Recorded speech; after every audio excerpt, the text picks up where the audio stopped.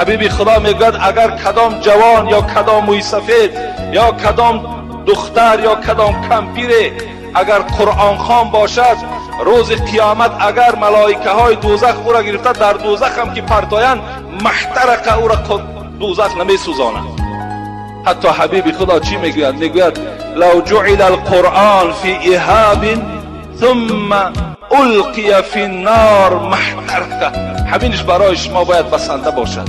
در هر پوستی که در هر دلی که اگر قرآن جایگیر باشد، دوزخ او را سوزانیده نمیتواند.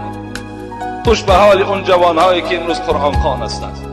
انا اونا را من جوانهای پهلوان و با غیرت میگم. خوش به حالتان که این بشارت های پیغمبر خدا در شما نازل هستند. این از دعای پیغمبر خدا که از بدی چشم، یعنی بین چشمی که قرآن نظر نکند، از بدی زبان